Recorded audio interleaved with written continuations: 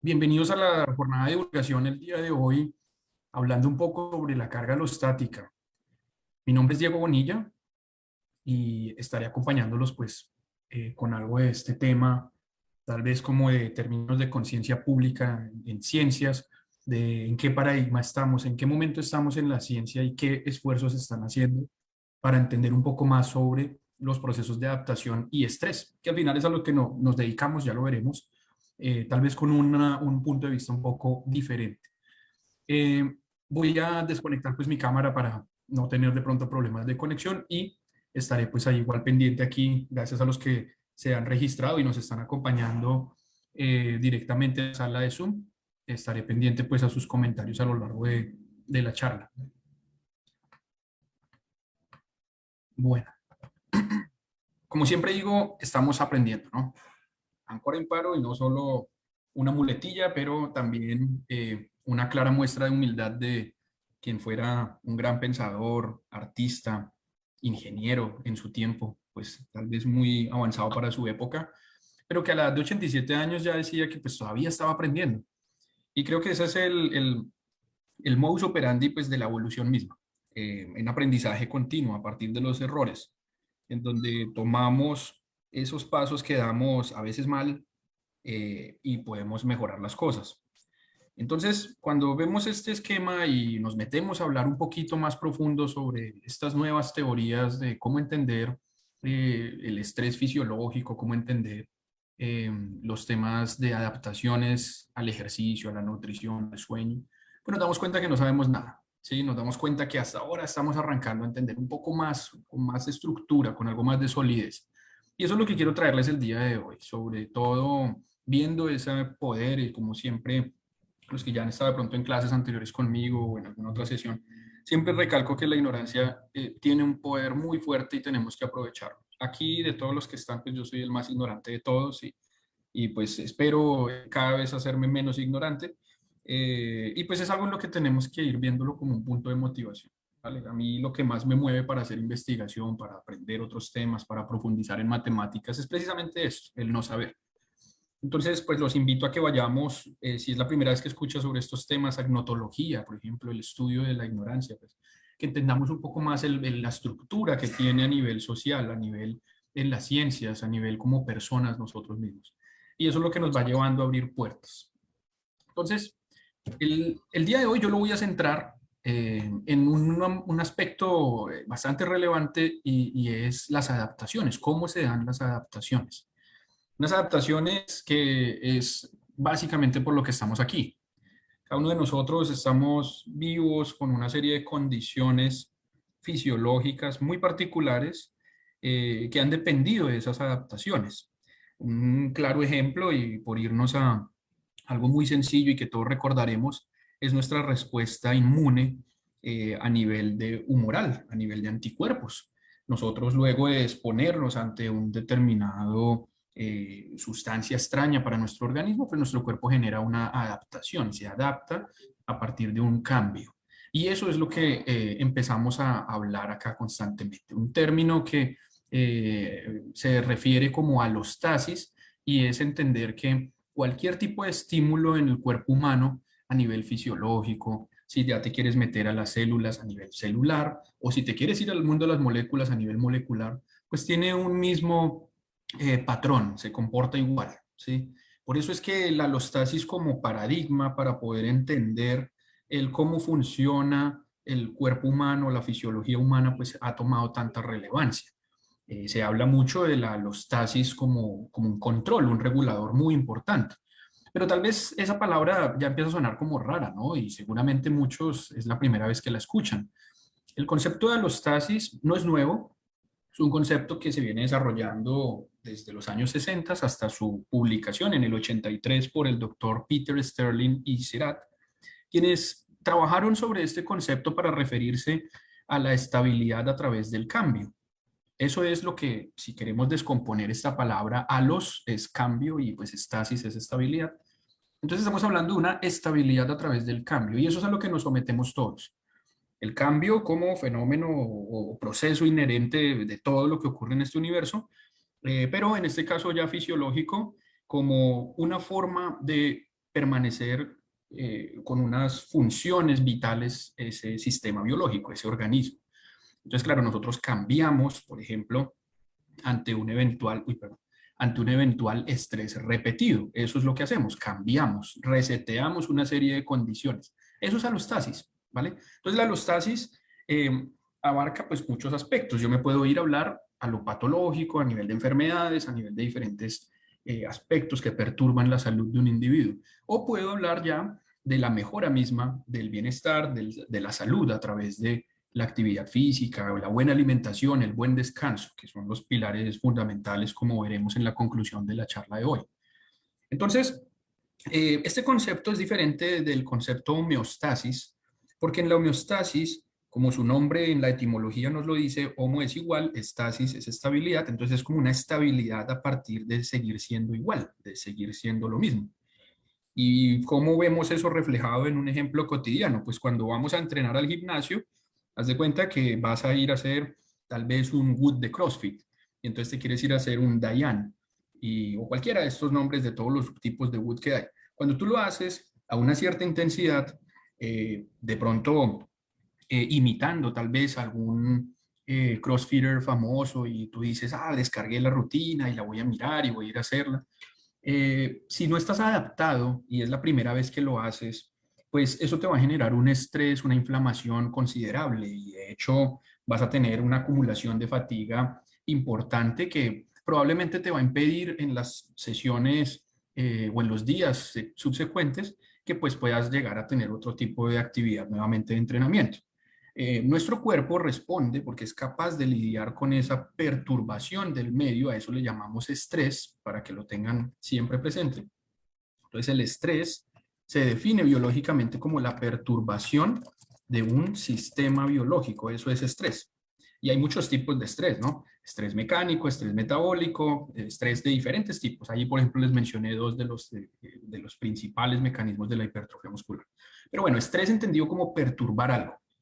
Entonces, cuando se perturba el sistema, por este caso el entrenamiento de un Wood de CrossFit, lo que va a ocurrir es que nuestro cuerpo es capaz de lidiar nuevamente con esa inflamación, solucionarla, eh, reducir el dolor y ya pues no pasó nada. Digamos que si tú no vuelves a entrenar con una sola sesión, con un solo Wood, pues no te vas a volver como cualquiera de estos crossfitters que van a los juegos en Reebok y todo eso. No te vas a volver así porque fue una sola sesión. Eso es homeostasis. Hasta ahí se acaba la homeostasis. Es volver a los valores normales, entre comillas, al valor inicial. Sin embargo, tanto en la enfermedad como en la mejora del rendimiento físico, de nuestra composición corporal, eso no ocurre.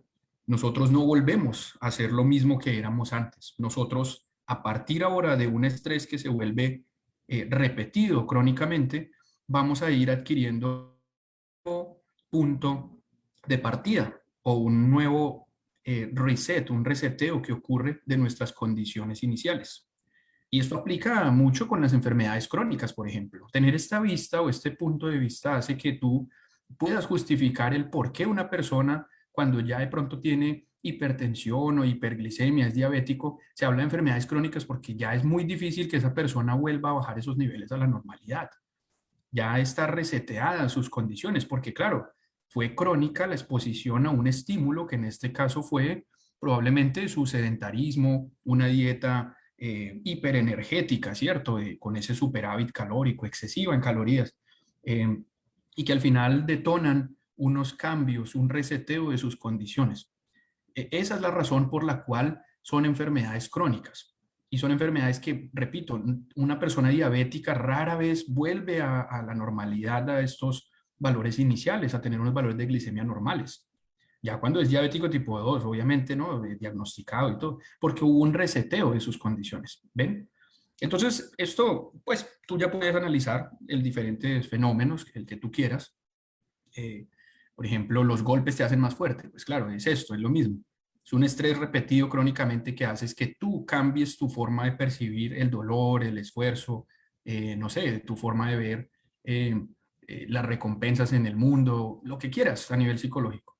Entonces, esos son los detalles a los que ya estamos entrando al punto de la charla de hoy y es la carga alostática.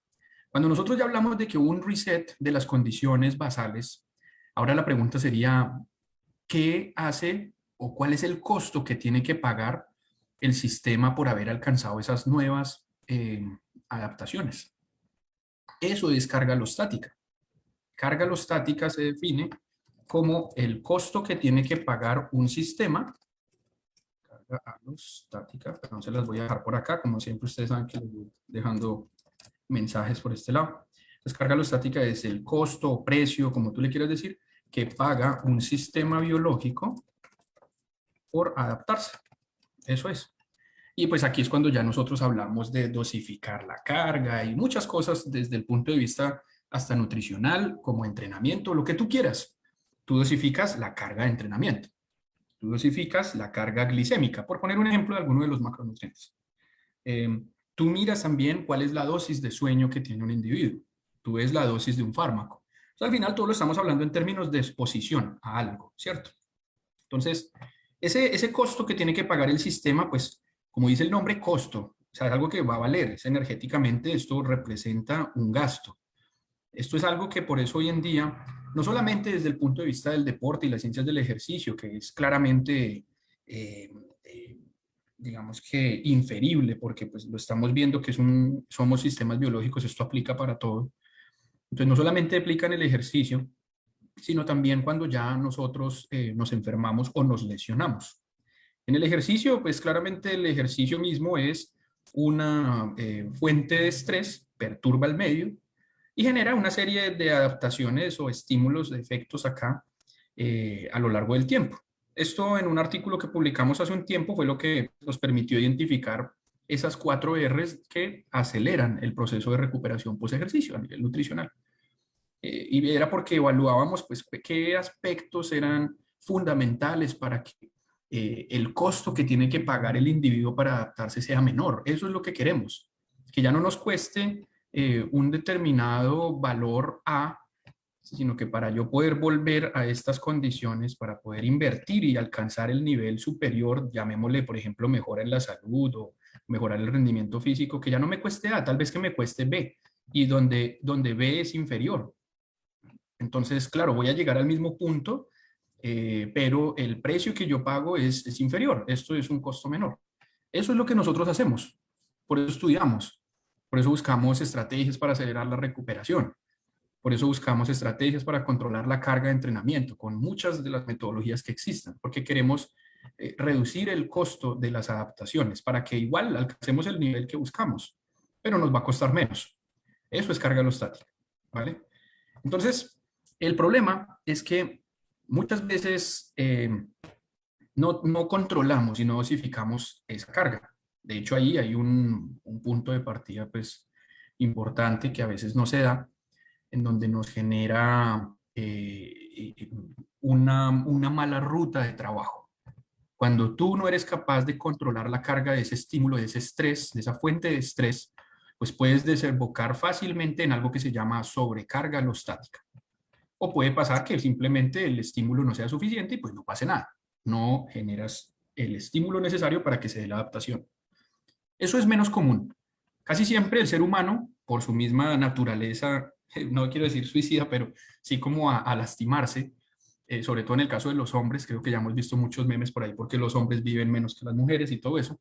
En el caso de los hombres nos pasa más.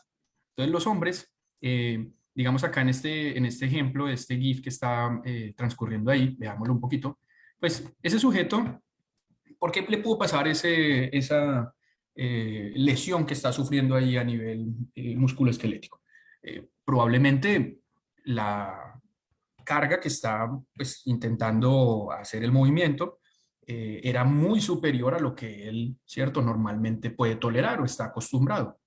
Pero también puede ser otro factor. Puede ser que esa carga la había hecho antes, pero puede ser que psicológicamente no venía de pronto muy estable.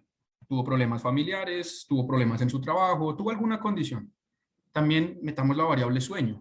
Puede ser que dentro de una acumulación de trabajo, de sus horas laborales, de su estrés ya psicológico, pues no le haya dado el espacio a recuperarse en sus horas de sueño adecuadas.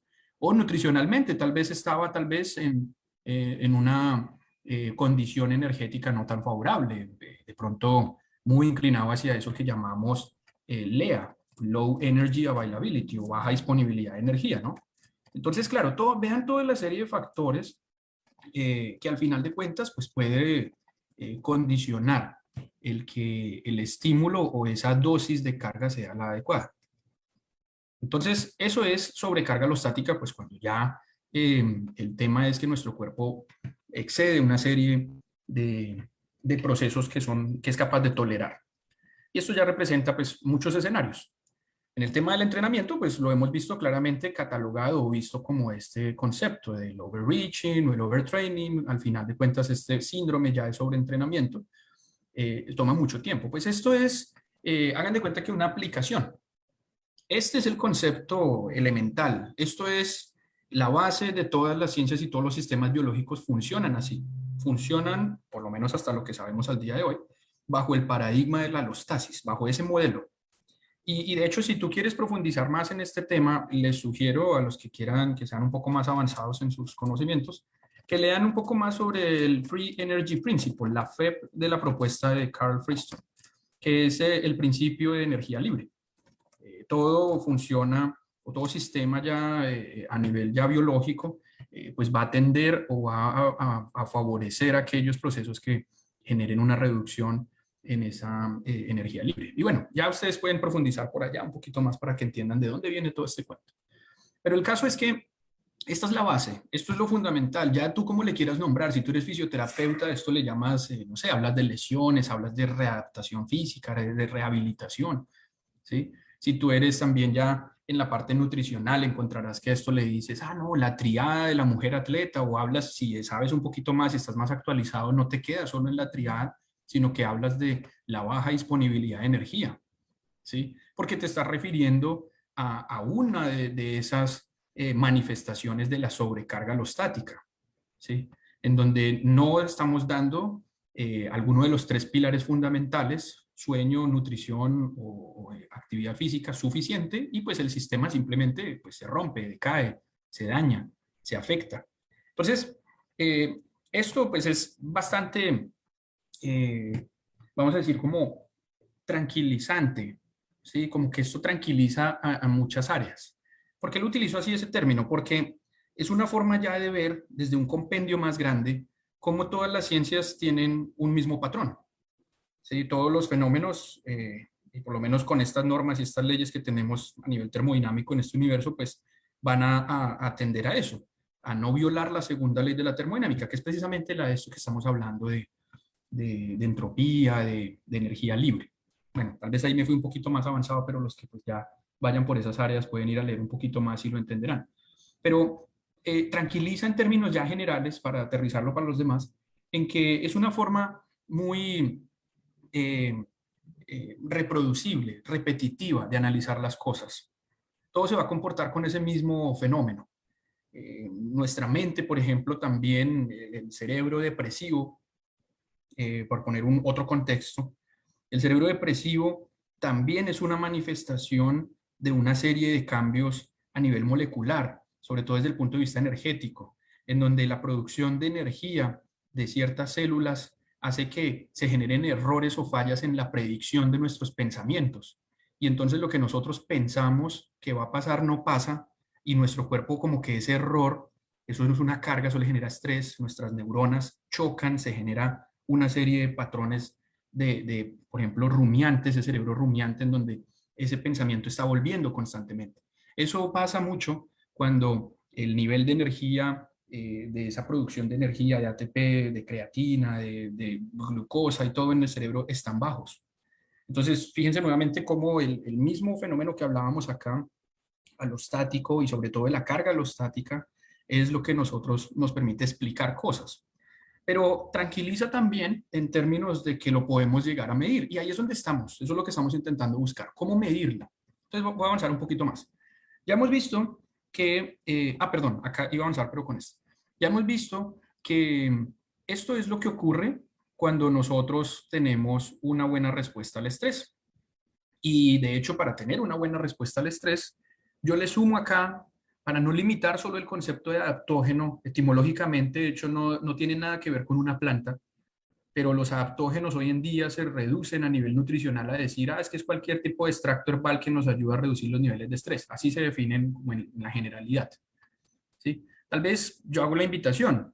Pensemos más bien en adaptógenos, son pues cualquier tipo de condición, sobre todo estos tres pilares fundamentales, la actividad física, la alimentación y el descanso, que nos favorecen y nos ayudan a lidiar con la respuesta al estrés.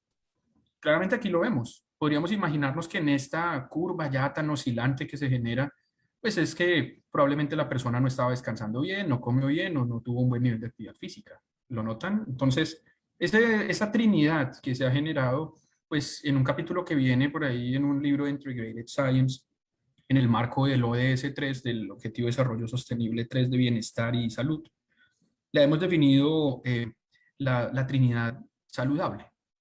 Scutum salutis, acá haciendo una analogía a lo que era la Trinidad, de la Santísima Trinidad, por allá, los templarios y todo eso, la historia es muy bonita. Pero bueno, el hecho es que estos tres factores son muy importantes para nuestra salud. Eso es lo que determina nuestra salud. Y hoy en día no podemos estar en esa posición eh, totalmente sectarista, en donde el entrenamiento es lo mejor y es que es el 100% o es el 70% o el 80%. Hay gente que le gusta colocar números cuando esa incertidumbre es tan grande que ni los números deberíamos ser tan osados de decirlos. O que la nutrición, no, la nutrición es lo más importante. Como yo estoy en nutrición, entonces eso es el pilar fundamental y el resto no. Tú puedes tener una buena nutrición y el resto pues lo puedes desbalancear y aún así vas a estar bien. Eso es carreta. Bueno, término colombiano, ¿no? Eso es como un pensamiento chafa en México, eso es un pensamiento que no está muy bien. Debemos verlo un equilibrio. Es una tripartita en donde nos interesa que todo esté equilibrado, esos tres factores. ¿Sí? Y no estoy diciendo que el nutricionista se vuelva entrenador y que el entrenador se vuelva nutricionista y entonces que también resulten hablando de psicología y de todo un poco, no. Tenemos que estar ahí algo que se llama alfabetización científica y por eso es algo que debemos abogar todos. O sea, no es un pecado estar alfabetizado científicamente, pero tú ya por lo que haces de pasión, pues te dedicas a evaluar unas ciertas características de una de esas tres áreas o la combinación de algunas de ellas. ¿Sí? Entonces, ¿qué hace excelente precisamente a un profesional de la salud? Esto pues susceptible a cambios, mejoras, ojalá que si ustedes me ayudan, pues mucho mejor, como siempre, esto tiene que pasar como por un consenso, pero digamos que es una forma muy rápida de poner en consideración varias de las cosas que he venido diciendo. Fíjense que acá inicio diciendo que consciente de las características individuales del sujeto, estoy partiendo de algo que en el modelo alostático se le llama el prior knowledge o el conocimiento previo. ¿Qué características tiene el sujeto? Y esto, nuevamente, como es un fractal y se repite en todas las ciencias, lo veía también, por ejemplo, cuando estudiaba y estaba un poco más centrado en eso, en didáctica de las ciencias. Hace muchos años en la universidad se hablaba del término de concepciones alternativas o ideas previas. Y es con qué ideas viene el estudiante cuando yo lo recibo a un aula de clase. ¿Sí? Eso es lo mismo de prior knowledge acá, el modelo alostático. En el caso del entrenamiento es, venga, es lo mismo si a usted le llega un man que lleva 5 años entrenando o a uno que lleva 15 años o a uno que arrancó la semana pasada. Esas características de base, ¿cierto? Y luego consideramos todos los escenarios posibles para intentar predecir y ajustar la efectividad de la intervención. No solo vemos todo lineal, sino que ya un buen profesional, un excelente profesional, es consciente que, por ejemplo, el proceso de pérdida de peso no es lineal. ¿Quién dijo que es que la masa grasa tiene que ir disminuyendo en cada evaluación? O que la pérdida de peso es así lineal. Antes es lo más ondulante que hay. Y de hecho, es una hasta forma mnemotécnica de hacer las cosas bien. Trabajar de manera ondulante hace que si tú arrancas con un déficit calórico y sigues solo en un déficit calórico de manera lineal, vas a estar jodiendo tu organismo porque se disminuye el gasto energético en reposo, se pierde masa musculoesquelética y se entra en unas condiciones pues ya a nivel de efecto rebote por esa misma eje, leptina, cerebro y todo lo que esto regula a nivel de vías orexigénicas. Entonces no es la forma más adecuada de hacerlo.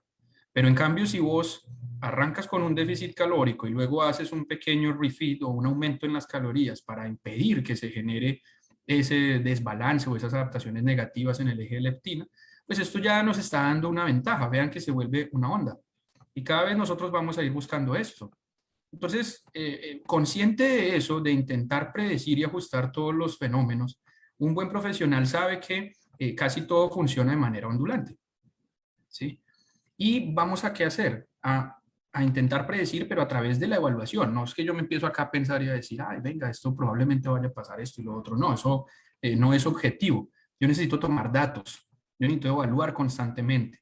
Y además de que voy evaluando, necesito minimizar riesgos. ¿Se acuerdan lo de sobrecarga alostática?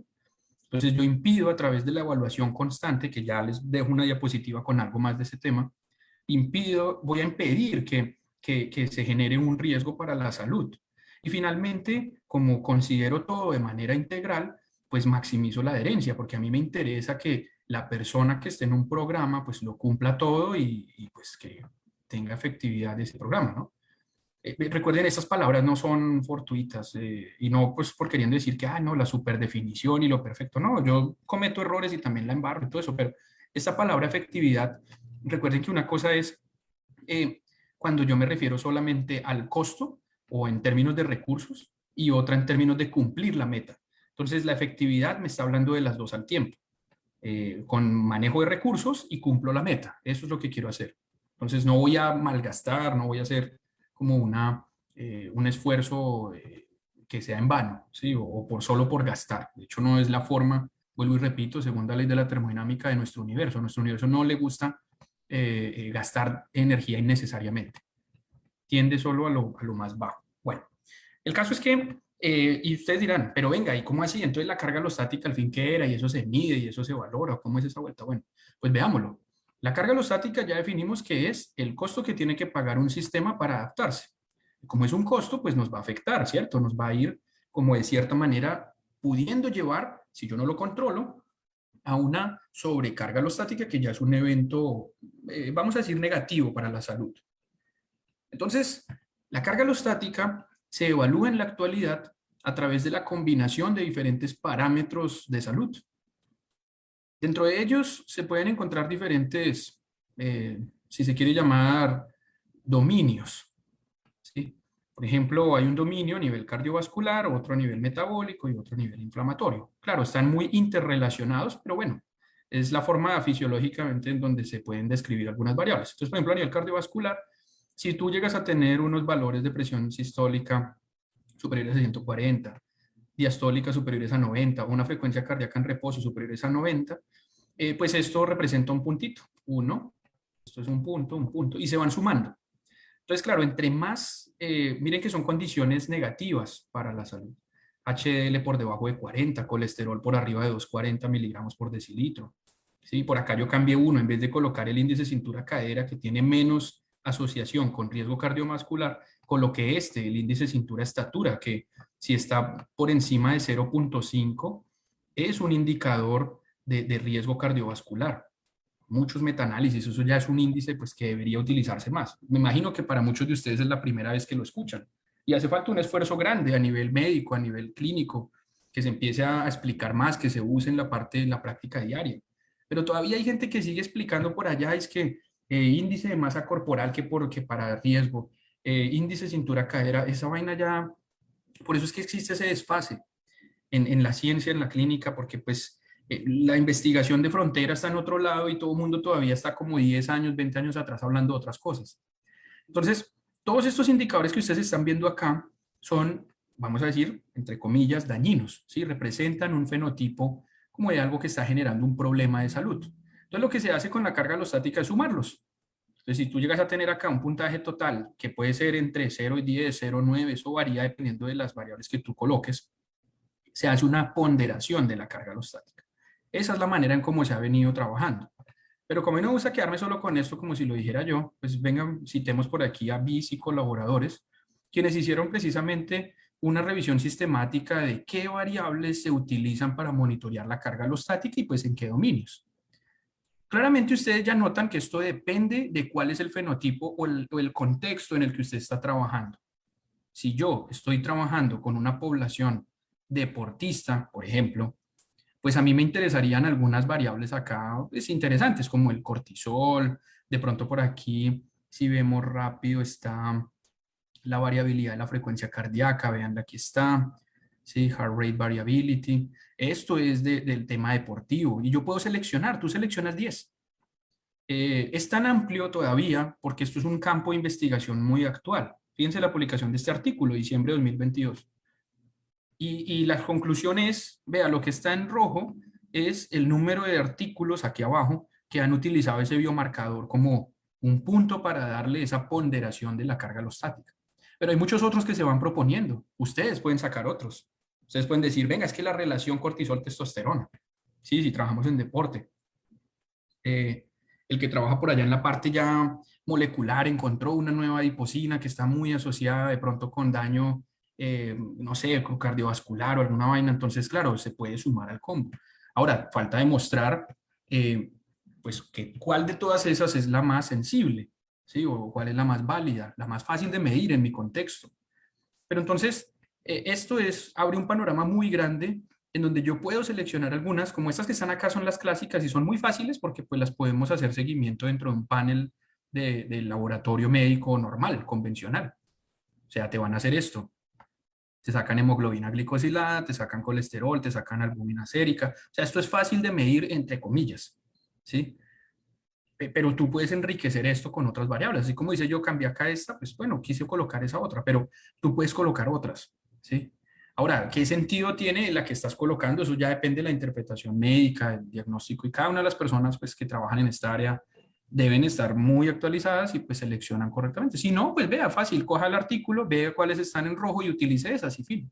Y ahí se acaba el cuento. Entonces usted está utilizando las que hay, digamos, en la mayoría de la investigación, la evidencia sugiere que estas son las que más se han utilizado. Que estén bien porque todo el mundo la use, pues eso no se puede asegurar, pero por lo pronto es algo un poco más viable, ¿sí? Pero precisamente hacer una evaluación no es solo coger eso y ya. Me dijeron y entonces yo la uso, falacia ad verecundiam, en eso no consisten las cosas. De hecho, a mí siempre y me gustaba mucho por eso hablar con gente que uno se va encontrando en la vida que tienen pensamientos similares. El profe Jorge Petro, Leandro, Carbone y varios amigos por allá, así que utilizaban la misma expresión. ¿Sí? A mí no me crea nada de lo que estoy diciendo, porque en realidad esto es una interpretación que vos tenés que hacer. Y precisamente el no creer hace que tú ya te evalúes y digas si lo que estás haciendo está bien. Entonces, para hacer una correcta evaluación, primero tiene que haber un inicio, si no, pues no tiene sentido. Segundo, tenemos que hablar de monitoreo, no de exámenes, porque un monitoreo es como constante, definido, está sistemáticamente preparado para que vayamos ajustando algo. Hacemos análisis repetidos de vez en cuando, en algunos momentos vemos en una temporada, en un mes, en lo que, condición de tiempo que tú estés manejando, en un macrociclo, lo que tú quieras ver. Entonces tú hablas de un análisis pre-post, haces un análisis de cambio, ¿sí? Cómo era antes, después, pero también como buen evaluador, que todos lo somos en sus diferentes áreas, tenemos que elegir test válidos. Y por eso me gusta mucho escuchar experiencias de otros amigos, de profesionales, porque van enriqueciendo lo que a veces nosotros desde la parte ya del laboratorio consideramos que es válido, pero ¿será que es lo mismo aplicar eso en el campo? Por eso acá esto sirve para empatarlos esos dos, aplicables al contexto. ¿Sí? ¿Será que lo que me sirve allá en el laboratorio yo lo puedo ir a hacer en el campo? Ese tipo de cosas. Y finalmente esto es sensible, te es sensible, la sensibilidad en metrología se define como el grado mínimo de detección que tiene un instrumento. Entonces, claro, si yo tengo un instrumento que me mide, que es muy sensible, pues quiere decir que me detecta pequeños cambios. Y eso es algo bueno también, porque yo no quiero perderme parte del fenómeno porque mi equipo o mi instrumento o mi test no me alcanza a detectar ese cambio. Entonces, algunas como ideas nomás, puntos que les dejo para que ustedes planteen y vean dentro de esa evaluación de la carga alostática que ya hablamos a lo largo de hoy, de esta jornada, pero que también lo integren a esto, que no comamos cuentos, ¿sí? Por eso utilizaba esas expresiones ahorita. Sí, es lo que dice la revisión sistemática, pero de ahí tú puedes jugar a manipular algunas de esas variables, me refiero en la selección de esas variables. Y finalmente, tiene que ser integral. El esquema hoy en día que busca un equilibrio entre lo fisiológico y lo psicológico es muy potente, es importante. Y eso lo podemos nosotros anexar a este conjunto de variables que ya mencionaba de la carga alostática. Aquí yo podría también agregar algunas a nivel psicométrico, ¿sí? Aspectos relacionados con ansiedad, con estrés, con percepción de dolor, percepción del esfuerzo. Todo eso son aspectos de carga interna que fíjense que de pronto no muchos se han resaltado acá. ¿Sí? Si quieren aprender un poco más sobre estos temas, hace un par de años ya creo, no, el año pasado, eh, publicamos este trabajo precisamente. Eh, la aplicación es lo de menos, la base es la que les puede servir para lo que estaba tomando el día de hoy, porque la aplicación es muy de, bueno, identificar biomarcadores para el tema de esa inmunosupresión inducida por el ejercicio físico. Pero pues dentro de todo el manuscrito, ustedes encontrarán precisamente ya ustedes pueden aplicarlo a lo que quieran. Las explicaciones del por qué, qué es lo que determina que nosotros podamos ir modulando y conociendo la carga alostática y demás para impedir que lleguemos a una inmunodeficiencia, que se va cambiando a nivel inmune y todo ese cuento. Pero esto es la base, es el prior knowledge. Vean que era lo que les comentaba antes, conocimiento previo. ¿Sí? Y hay muchos factores acá, y de cada uno de estos nos podemos quedar hablando, ¿no? Un buen rato. Genética, ¿sí? La edad, el sexo, la etnia, el ambiente, todo eso. Entonces, bueno, ahí les dejo con esto. Espero igual que la sesión de hoy haya sido un poco, por lo menos interesante. De ahí para allá cada uno lo hace enriquecedor a su manera. Pero pues que puedan ustedes entender un poco más acerca de qué es lo que ocurre a nivel de los procesos de adaptación, cómo se miden esas cosas, qué es lo que hay detrás. A los que vayan más avanzados, ya saben, vayan y lean sobre la FEP, las teorías y todo lo que propone Carl Friston, Ramsted y muchos otros que vienen trabajando con esta parte de acercamiento bayesiano matemático, pues a profundo hacia lo que son nuestro cerebro, nuestra fisiología. Y les dejaba al inicio esto, porque pues es la iniciativa mundial precisamente liderada por varios de ellos, de alostasis.io. Hoy en día está todo de moda, ¿no? La inteligencia artificial. Pero más allá de eso es la base. Esto, la inteligencia artificial al final es una aplicación. Sí, pero esta es la base, esto es lo que nos permite conocer y entender y explicar cosas de qué es lo que ocurre a nuestro alrededor, cómo es que se adapta un organismo, cómo responde, cómo son los humanos de pronto, toma de decisiones, etcétera. Entonces, les va a parecer interesante a los tasis.i para que le den un vistazo. Y bueno, eso era todo por lo que quería comentarles el día de hoy. Los escucho, pues de pronto si alguno tiene alguna pregunta, me quiere dejar algún mensajito por acá mismo por el chat, los que veo conectados, vengan a ver quiénes están por ahí. Uy, veo varios amigos conocidos, profe Adrián, Juanito, profe Rodrigo Merlo. Bueno, saludos a todos los que están por ahí, los que vayan a ver la grabación luego. Eh, y bueno, muchas gracias a todos por asistir el día de hoy.